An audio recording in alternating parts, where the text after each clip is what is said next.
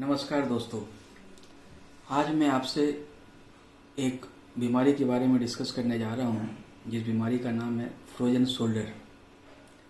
जैसा कि नाम ही बता रहा है, फ्रोजन शोल्डर का मतलब होता है कंधे का जाम हो जाना, कंधे का दर्द और कंधे का जाम हो जाना।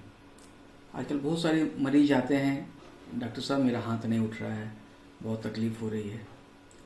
तो अब हम ये जानना चाहते हैं कि आखिर ये फ्रोजन शोल्डर होता क्या है और ये क्यों होता है। तो फ्रोजन शोल्डर का मतलब तो आप समझ गए कि कंधे का जाम होना, और ये होता क्यों है। अमूमन इसके 3 कारण होते हैं। पहला कारण है इडियोपैथिक। इडियोपैथिक का मतलब होता है दोस्तों बिना किसी कारण का ये हो जाना, कई दिनों से, कई महीनों से, दर्द की वजह से। जब आपका हाथ काम न करना लगे, हाथ उठना बंद हो जाए, तो इस बीमारी का नाम ही फ्रोजन शोल्डर है। दूसरा कारण होता है किसी चोट लगने के बाद आपका अगर हाथ जाम हो जाए, हाथ ना उठ सके, कंधा बिल्कुल फ्रीज कर जाए, इसको हम लोग पोस्ट ट्रॉमेटिक कहते हैं। और तीसरा जो कारण होता है वो पोस्ट सर्जिकल, किसी सर्जरी के बाद अगर आपका हाथ नहीं उठने लगे, अमूमन कंधे का सर्जरी, कोहनी का सर्जरी या रिस्ट का सर्जरी, ये होने के बाद अगर कंधा जाम हो, इसको पोस्ट सर्जरी फ्रोजन शोल्डर कहा जाता है। अब है कि इसके सिम्टम्स क्या हैं, इसमें क्या क्या तकलीफ़ें मरीज को होती है। तो सबसे पहला तकलीफ जो होता है वो कंधे का दर्द, हाथ का ना उठना, एक्टिव और passive restriction of range of motion. Active और पैसिव से मतलब होता है कि अगर आप खुद से हाथ को ना उठा पा रहे हो तो इसका मतलब हुआ ये एक्टिव रेस्ट्रिक्शन है। और पैसिव रेस्ट्रिक्शन का मतलब होता है कि अगर कोई दूसरा व्यक्ति या डॉक्टर आपके हाथ को ऊपर ले जा रहा है और ये हाथ आपका नहीं उठ पा रहा हो, तो इसको कहते हैं पैसिव रेस्ट्रिक्शन। तो इसमें एक्टिव और पैसिव दोनों तरह का रेस्ट्रिक्शन हो जाता है।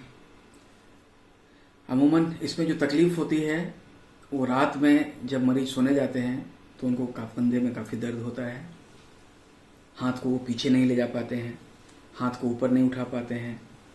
डेली एक्टिविटी जैसे बालों में कंघी करना, इसमें कठिनाई होती है। कपड़े पहनने में, बनियान खोलने में, पहनने में, इन सब चीज़ों में तकलीफ होती है।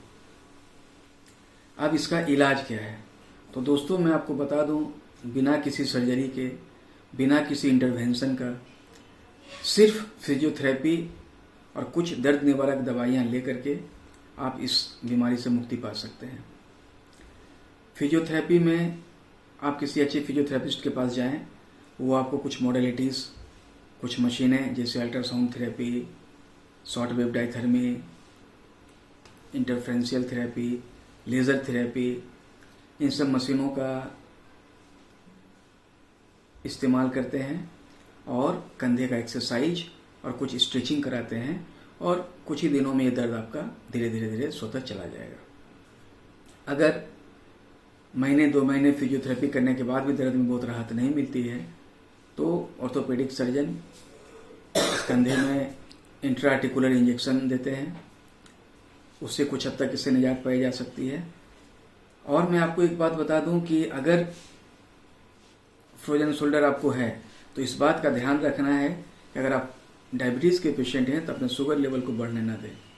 आमतौर पर जो डायबिटीज़ पेशेंट होते हैं उनको ये बीमारी ज़्यादा होती है, तो आप अपने ब्लड शुगर पर नियंत्रण रखें, डॉक्टर के द्वारा दी गई दवाइयों का सेवन करें, स्वतः ये बीमारी आपकी चली जाएगी।